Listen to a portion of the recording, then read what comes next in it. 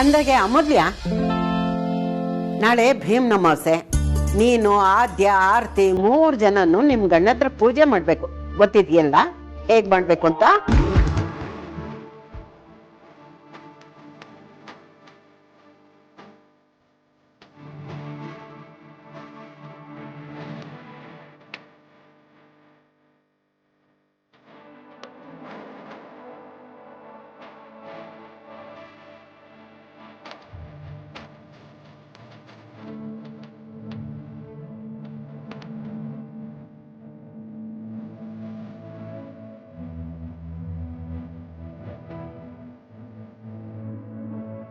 ಹಾ ಅಜ್ಜಿ, ನೆನ್ಪಿದೆ.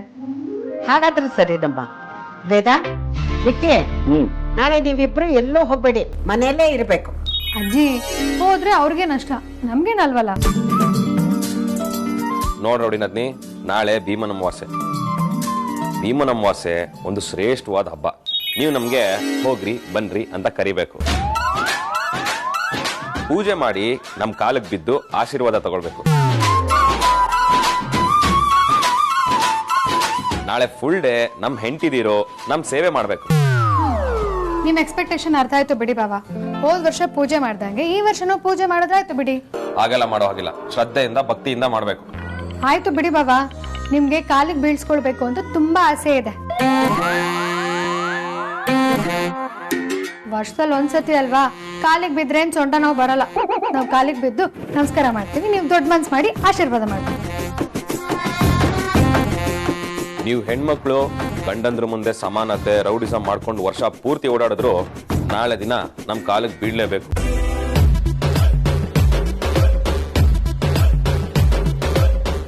ಕಾಲ್ ತೊಳೆದು ಪೂಜೆ ಮಾಡ್ಬೇಕು. ನಾಳೆ ಮಾತ್ರ ನಿಮ್ ಜಾಗ ನಿಮ್ ಗಂಡಂದ್ರ ಕಾಲ್ ಕೆಳಗಡೆ ಅಲ್ವಾ ಗಜಾ? ಓಹೋ, ನಿಮ್ ಆಯುಸ್ ವೃದ್ಧಿ ಆಗ್ಲಿ ಅಂದ್ಬಿಟ್ಟು ಪೂಜೆ ಮಾಡಿದ್ರೆ ನೀವ್ ಅದನ್ನ ಗುಲಾಮ್ಗೆ ಅಂದ್ಕೊಳ್ತಿದ್ದೀರಾ?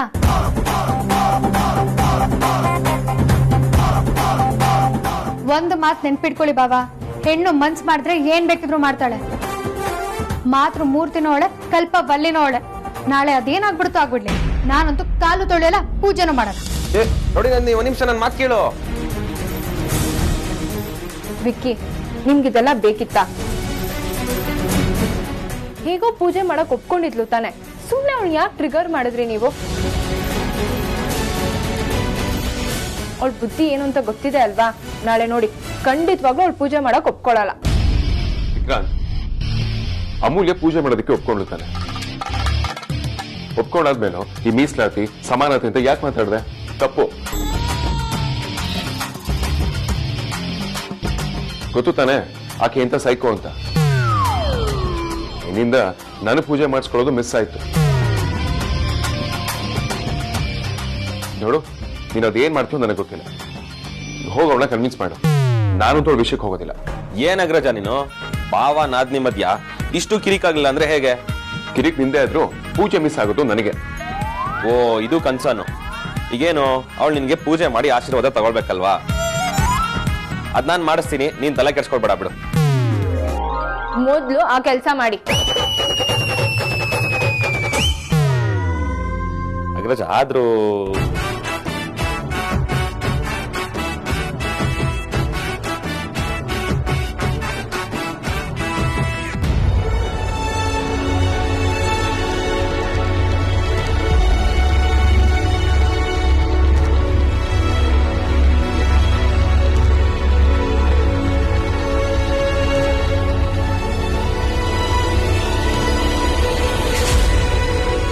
ಟ್ಯಾಬ್ಲೆಟ್ ಕೊಟ್ರೆ ನುಂಗಲ್ಲ.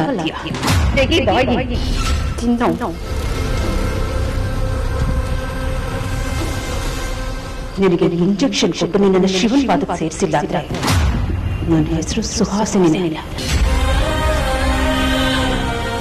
ಧ್ರುವ, ಆ ಸುಹಾಸಿನಿ ನಿನ್ನ ಸಾಯಿಸಕ್ ಪ್ರಯತ್ನ ಪಡ್ತಿದ್ದಾಳಂತ ಗೊತ್ತಿದ್ರು ನನ್ನ ಕೈಯಲ್ಲಿ ಏನು ಮಾಡಕ್ಕಾಗ್ತಿಲ್ಲ. ಎಲ್ಲಿ ನಿನ್ನ ಕಳ್ಕೊಂಡ್ಬಿಡ್ತೀನೋ ಅಂತ ಭಯ ಆಗ್ತಿದೆ. ದಿನ ಪೂರ್ತಿ ಹಿಂದೆ ಯೋಚನೆ ಆಗಿದೆ ಧ್ರುವ. ಇಲ್ಲ ಧ್ರುವ, ಆ ಸುಹಾಸಿನಿಯಿಂದ ನಿನ್ನ ಕಾಪಾಡ್ಕೋತೀನಿ. ನಾಳೆ ಭೀಮ್ನ ಅಮಾವಾಸ್ಯೆ, ನಿನ್ನ ಹೆಸರಲ್ಲಿ ಪೂಜೆ ಮಾಡಿ ನಿನ್ನ ಆಯಸ್ ಗಟ್ಟಿ ಆಗ್ಲಿ ಅಂತ ದೇವ್ರ ಹತ್ರ ಪ್ರಾರ್ಥನೆ ಮಾಡ್ತೀನಿ.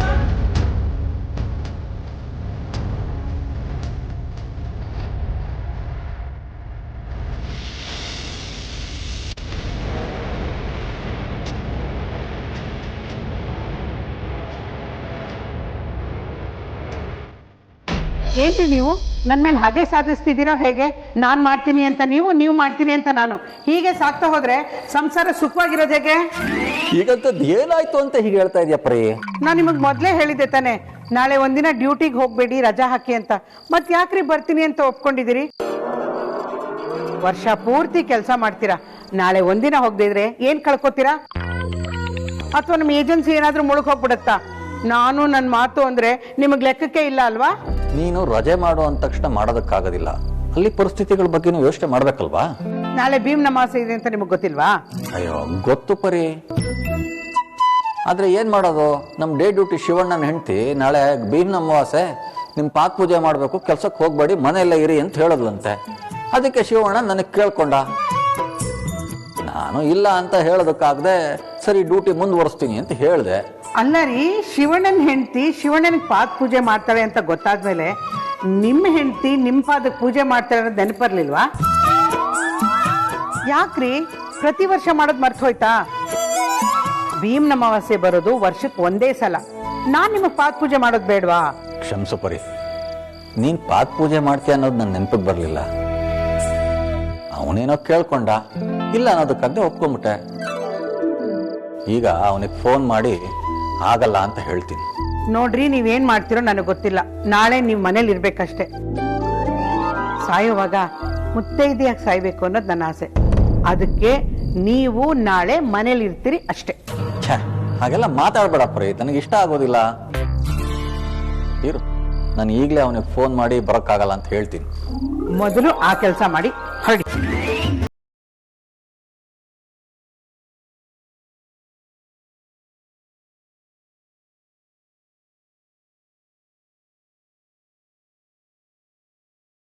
ವಾಪಸ್ ಬರಲ್ಲ ಅನ್ನೋ ಮಾತು ನೀನ್ ಕೇಳಿಲ್ವಾ ಅಮ್ಮ?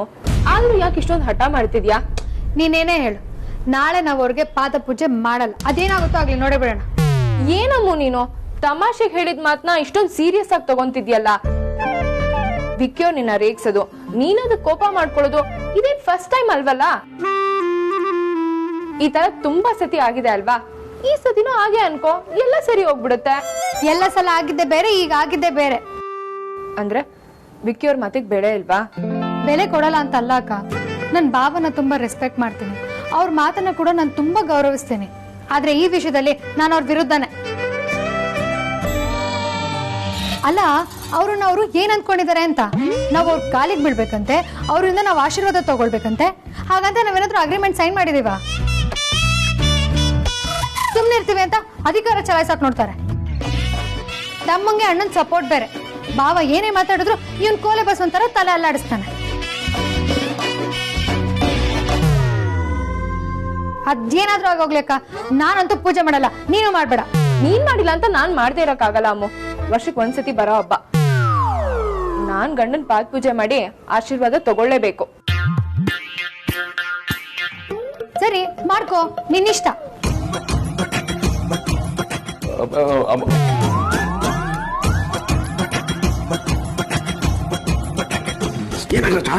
ಎಲ್ಲೋಗ್ತಿದ್ಯಾ? ರೊಚ್ಚಿಗೆ ಎಬ್ಬರಿಸಿದೆಯಲ್ಲಪ್ಪ, ಸಮಾಧಾನ ಮಾಡ್ಬೇಕು ತಾನೆ, ಅದಕ್ಕೆ ಹೋಗ್ತೀನಿ. ನೀನ್ ನನಗ್ ಸಮಾಧಾನ ಮಾಡಕ್ ಹೇಳಿ ಇವಾಗ ನೀನೇ ಸಮಾಧಾನ ಮಾಡಕ್ ಹೋಗ್ತಿದ್ಯಾ? ನೀನಂತೂ ಹೋಗೋದಿಲ್ವಲ್ಲ, ನಾನು ಹೋಗ್ಲೇಬೇಕು. ಯಾಕೆ ಹೇಳು? ಕೊನೆಗೆ ಮೋಸ ನಾನ್ ತಾನೆ. ಬೇಡ ಅಗ್ರಜ, ಇವತ್ತೊಂದಿನ ಸುಮ್ಮನೆ ಇದ್ಬಿಡು. ನೋಡಿ, ನೀವು ರೌರ ಅಂತ ಉಳ್ಕೊಳ್ಳಿ, ನಮ್ ಬೆಲೆ ಏನು ಅಂತ ಗೊತ್ತಾಗ್ಲಿ. ಭೀಮ್ ಅಮಾವಾಸ್ಯೆ ದಿನ ನನಗೆ ಡಿವೋರ್ಸ್ ಕೊಡಿಸ್ಬೇಕು ಅನ್ಕೊಂಡಿದ್ಯಾ? ರಜಾ, ನೀನು ಬರೀ ನಿನ್ ಬಗ್ಗೆ ಮಾತ್ರ ಯೋಚನೆ ಮಾಡ್ತಿದ್ಯಾ. ನೀನು ಬರೀ ಅಮೂಲ್ಯನ್ ಗಂಡ ಅಲ್ಲ, ಎಲ್ಲಾ ಗಂಡಂದ್ರು ಪ್ರತಿನಿಧಿ. ನೀನ್ ಇವಾಗ ಅಮೂಲ್ಯನ್ ಮುಂದೆ ಸೋತ್ ಬಿಟ್ರೆ ಜಗತ್ತಲ್ಲಿರೋ ಎಲ್ಲಾ ಗಂಡಸರು ಅವ್ರ ಹೆಂಡತಿದಿರ್ ಮುಂದೆ ಸೋತಾಗ್ಬಿಡುತ್ತೆ. ಅದಕ್ಕೆ ಇವತ್ತೊಂದಿನ ಸುಮ್ಮನೆ ಇದ್ಬಿಡು. ನಾಳೆ ನಿನ್ ಕಾಲಕ್ಕೆ ಬಿದ್ದು ಅವಳು ಪೂಜೆ ಎಲ್ಲ ಮಾಡಾದ್ಮೇಲೆ ಸಮಾಧಾನ ಸಂಧಾನ ಎಲ್ಲ ಮಾಡು. ನಾನ್ಸೆನ್ಸ್.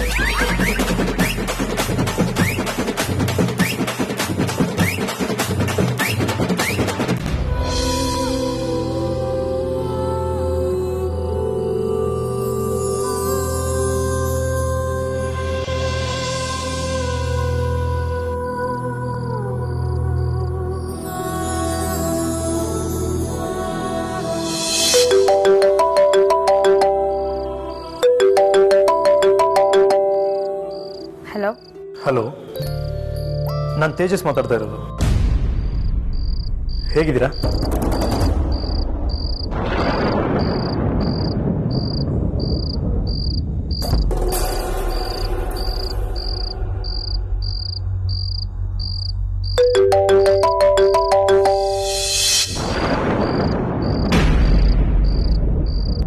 ಇವನೊಬ್ಬ ನಾನು ಧ್ರುವನ್ ಹೇಗೆ ನೋಡ್ಲಿ ಅಂತ ಯೋಚನೆ ಮಾಡ್ತಾ ಕೂತಿದ್ರೆ ಇವನ್ ಜೋಶಲ್ಲೇ ಇದ್ದಾನೆ.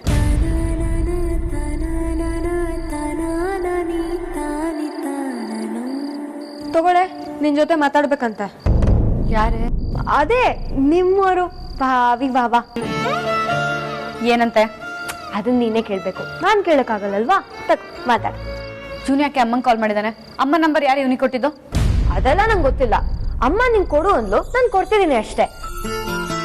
ಮಾತಾಡೋದಾದ್ರೆ ಮಾತಾಡು, ಬೇಡ ಅಂದ್ರೆ ಹೇಳು. ನಾನೇ ಅಮ್ಮಂಗೆ ಅಮ್ಮ ಅವಳಿಗೆ ಮಾತಾಡಕ್ ಆಗಲ್ವಂತೆ ಅಂತ ಕೊಟ್ಟು ಬರ್ತೀನಿ. ಏಯ್,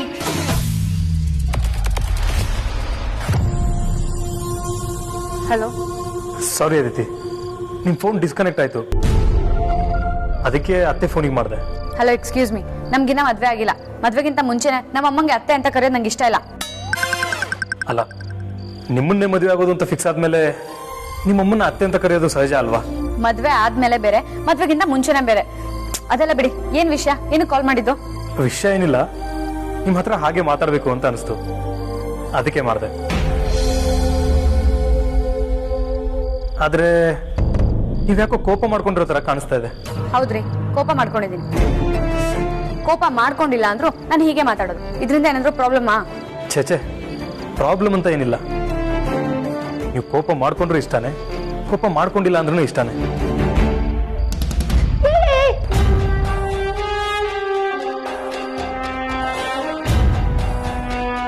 ಓ ಹೌದಾ, ತುಂಬಾ ಸಂತೋಷ. ಏನ್ ವಿಷಯ ಅಂತ ಬೇಗ ಹೇಳಿ, ನಂಗೆ ಕೆಲಸ ಇದೆ. ನಿಮ್ಮನ್ನ ತುಂಬಾ ನೋಡ್ಬೇಕು ಅನಿಸ್ತಾ ಇತ್ತು, ಅದಕ್ಕೆ ನಾಳೆ ನಿಮ್ ಮನೆಗೆ ಬರೋಣ ಅನ್ಕೊಂಡಿದೀನಿ. ನಿಮಗೆ ಅನಿಸ್ತಿದೆ, ಆದ್ರೆ ನಂಗೆ ಅನಿಸ್ತಿಲ್ಲ. ಯಾಕೆ? ನಾನೇನು ಪ್ರದರ್ಶನಕ್ಕಿಟ್ಟಿರೋ ಬೊಂಬೆ ಅಲ್ಲ, ಬೇಕಾದಾಗ ನೋಡ್ಕೊಂಡು ಹೋಗೋಕೆ. ಅಂದ್ರೆ ನೀವು ಬರೋದೇನ್ ಬೇಕಾಗಿಲ್ಲ. ನಾಳೆ ನಂಗೆ ಕೆಲಸ ಇದೆ, ನಾನು ಮನೇಲಿ ಇರಲ್ಲ. ಮತ್ತೆ ಅತ್ತೆ ನಾಳೆ ಬಾ ಅಂತ ಹೇಳಿದ್ರು. ಅವನ್ನೇ ಬಂದು ನೋಡ್ಕೊಂಡು ಹೋಗಿ, ನಾನ್ ಮಾತ್ರ ಮನೇಲಿ ಇರಲ್ಲ ಅಷ್ಟೇ. ಇನ್ಮೇಲೆ ಫೋನ್ ಮಾಡಿದ್ರೆ ನಾನು ರಿಸೀವ್ ಮಾಡಲ್ಲ, ಇದೇ ಲಾಸ್ಟ್ ಅಂತ ಅನ್ಕೊಂಡ್ಬಿಡ್ತೀನಿ.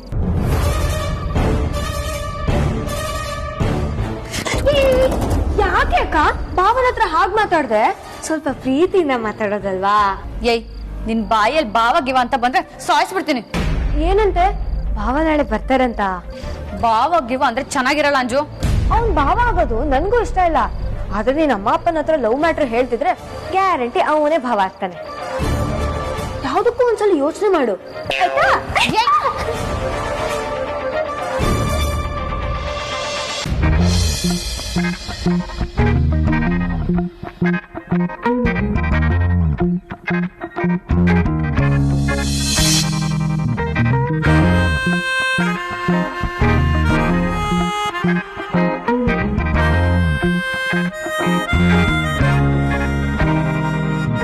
ಅಗ್ರಜ,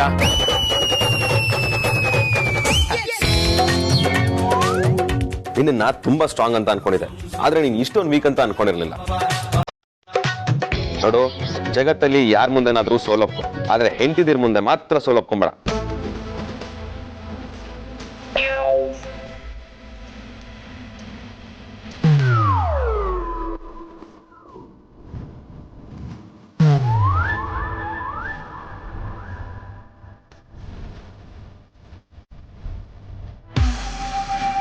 ಈಗೇನು ಸಾರಿ ಕೇಳಿದಿದ್ರೆ ನಾಳೆ ಪಾದ ಪೂಜೆ ಮಾಡಿ ಆಶೀರ್ವಾದ ತಗೊಳ್ಬೋದಿತ್ತು.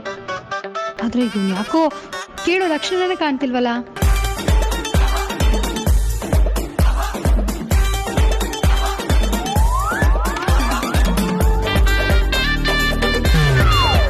ವಿಕ್ರಾಂತ್ ಹೇಳ್ದಾಗೆ ಕೇಳೋದಿಕ್ಕಾಗಲ್ಲ.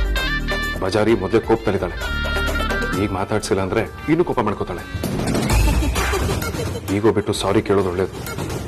ಅಲ್ಲಿಗೆ ಅಟ್ಲೀಸ್ಟ್ ಹ್ಯಾಪಿ ಎಂಡಿಂಗ್ ಆದ್ರೂ ಆಗುತ್ತೆ, ಇಲ್ಲ ಅಂದ್ರೆ ಟ್ರಾಜಿಡಿನೇ.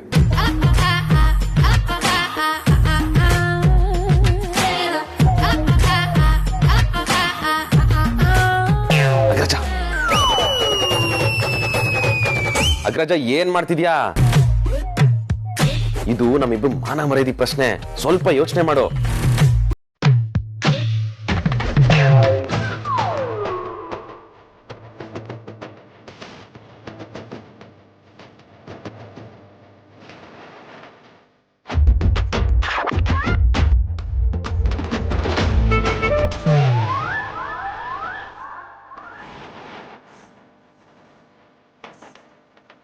ಇಲ್ಲ, ವಿಕ್ರಾಂತ್ ಹೇಳೋದೇ ಸರಿ. ಇವತ್ತೊಂದಿನ ಗಟ್ಟಿ ಮನ್ಸು ಮಾಡಿಕೊಂಡು ಸಾರಿ ಕೇಳಿದೆ ಸೈಲೆಂಟ್ ಆಗಿರ್ಬೇಕು.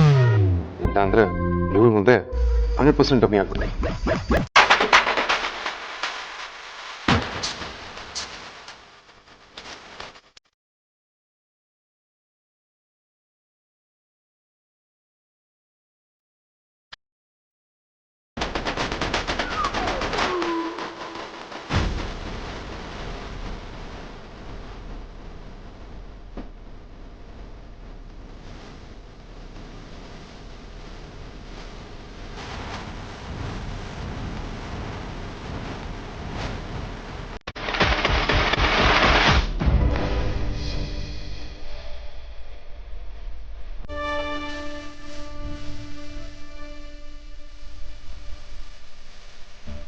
ಸರಿ, ನಾನಿಂದ ಗಮನಿಸ್ತಾ ಇದ್ದೀನಿ, ನಿನ್ ಗಮನ ಪೂರ್ತಿ ಬಾಗಲ್ ಕಡೆನೇ ಇದೆ.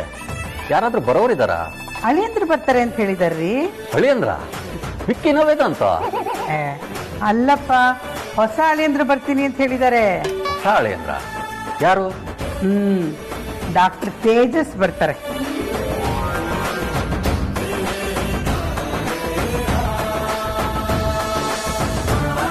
ಬಂದ್ರು. ನಮಸ್ಕಾರ. ಬನ್ನಿ ನಿಮ್ಗೋಸ್ಕರನೇ ಕಾಯ್ತಿದ್ವಿ. ಚೆನ್ನಾಗಿದ್ದೇನಪ್ಪ? ಮನೇಲಿ ಎಲ್ಲರೂ ಚೆನ್ನಾಗಿದ್ದಾರಾ? ಹಾ ಅಂಕಲ್, ಎಲ್ಲರೂ ಚೆನ್ನಾಗಿದ್ದಾರೆ. ನೀವೆಲ್ಲ ಹೇಗಿದ್ದೀರಾ? ನಾವು ಚೆನ್ನಾಗಿದ್ದೀವಿ ಕಣಪ್ಪ.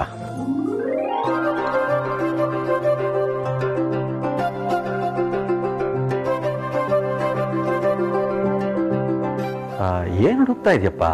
ಅದು ಅಂಕಲ್ ಅದಿತಿ ಅವರು. ಅದಿತಿನಾ? ಒಳಗಡೆ ಇದ್ದಾಳೆ. ಇರಿ ಒಂದ್ ನಿಮಿಷ. ಅದಿತಿ, ಇಲ್ಲಿ ನೋಡಿ ಯಾರು ಬಂದಿದ್ದಾರೆ ಅಂತ.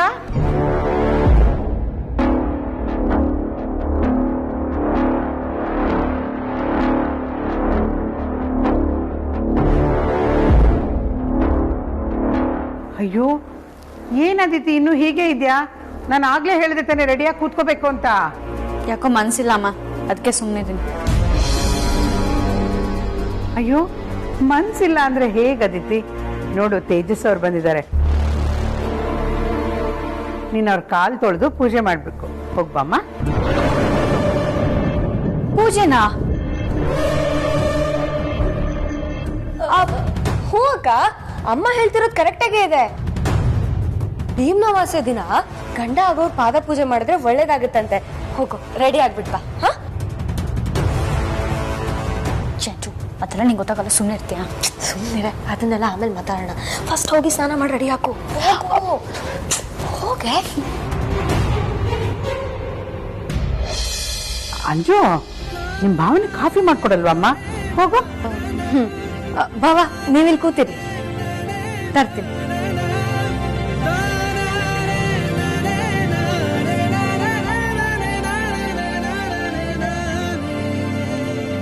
ದುರಾದೃಷ್ಟವೇನೆಂದರೆ ಅವನು ಆಧ್ಯಾತ್ಮಿಕವಾಗಿಯೂ ಕುರುಡ. ಧರ್ಮದ ವಿಷಯದಲ್ಲಿ ಅಮ್ಮ, ಯಾಕೆ ಅಷ್ಟೊಂದು ಹತ್ರದಿಂದ ಓದ್ತಿದ್ದೀರಾ?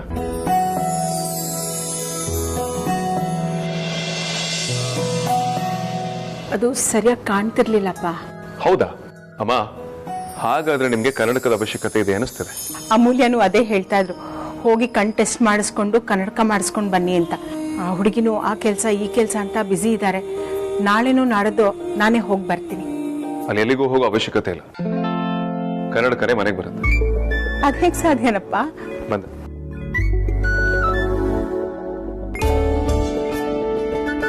ಬನ್ನಿ. ಇದು ಹೊಸ ಲೆನ್ಸ್ ಕಾರ್ಟಿಯರ್. ಇದು ನಿಮ್ಮ ಮುಖನ ಅನಲೈಸ್ ಮಾಡಿ ನಿಮಗೆ ಬೇಕಾಗಿರೋ ಐ ಗ್ಲಾಸಸ್, ಸನ್ ಗ್ಲಾಸಸ್ ನ ರೆಕಮೆಂಡ್ ಮಾಡುತ್ತೆ. ನಿಮಗೆ ಬೇಕಾಗಿರೋ ಕಲರ್, ಸೈಜ್, ಶೇಪ್ ಎಲ್ಲವೂ ಇದ್ರಲ್ಲಿ ಸಿಗುತ್ತೆ. ಎಲ್ಲರ ಪರ್ಸನಲಿಟಿಸ್ಗೂ ಮ್ಯಾಚ್ ಆಗುವಂತ ಡಿಸೈನ್ಸ್ ಗಳು ಇದರಲ್ಲಿದೆ. ಲೆನ್ಸ್ ಕಾರ್ಡ್ ಆಪ್ ನ ಡೌನ್ಲೋಡ್ ಮಾಡ್ಕೊಳ್ಳಿ. AR ಫೀಚರ್ಸ್ ನ ಉಪಯೋಗಿಸಿ. ಇನ್ ಮುಂದೆ ನೀವು ಗ್ಲಾಸ್ ತಗೊಳ್ಳೋದಕ್ಕೆ ಎಲ್ಲೂ ಹೊರಗಡೆ ಹೋಗೋ ಅವಶ್ಯಕತೆ ಇಲ್ಲ. ನಿಮಗೆ ಬೇಕಾಗಿರೋ ಸನ್ ಗ್ಲಾಸಸ್, ಐ ಗ್ಲಾಸಸ್ ಮನೆಗೆ ಬಂದು ಡೆಲಿವರ್ ಆಗುತ್ತೆ. ನನ್ನ ಹತ್ರ ಲೆನ್ಸ್ ಕಾರ್ಡ್ ಗೋಲ್ಡ್ ಮೆಂಬರ್ಶಿಪ್ ಇದೆ. ಇಡೀ ವರ್ಷ by one get one offer ಕೂಡ ಇದೆ. ಇವನ್ ಪ್ರೋಗ್ರೆಸಿವ್ ಗ್ಲಾಸಸ್. ಅರೆ, ಕನ್ನಡಕ ತಗೊಳ್ಳೋದು ಎಷ್ಟು ಸುಲಭ ಅಲ್ವಾ ಈಗ? ಹೌದು, ಬನ್ನಿ ನಿಮಗೆ ಯಾವ ತರ ಗ್ಲಾಸ್ ಸೂಟ್ ಆಗುತ್ತೆ ಅನ್ನೋದನ್ನ ಟ್ರೈ ಮಾಡೋಣ.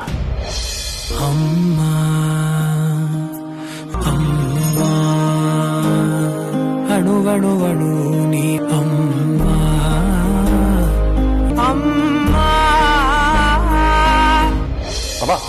ಇದು ನಿಮಗೆ ತುಂಬಾ ಚೆನ್ನಾಗಿ ಸೂಟ್ ಆಗುತ್ತೆ. ಹೌದಪ್ಪ, ತುಂಬಾ ಚೆನ್ನಾಗಿದೆ. ಹೊರಗೆ ಹೋಗಿ ಕೊಂಡ್ಕೊಳ್ಳೋದನ್ನ ತಪ್ಪಿಸ್ಬಿಟ್ಟೆ. Thank you.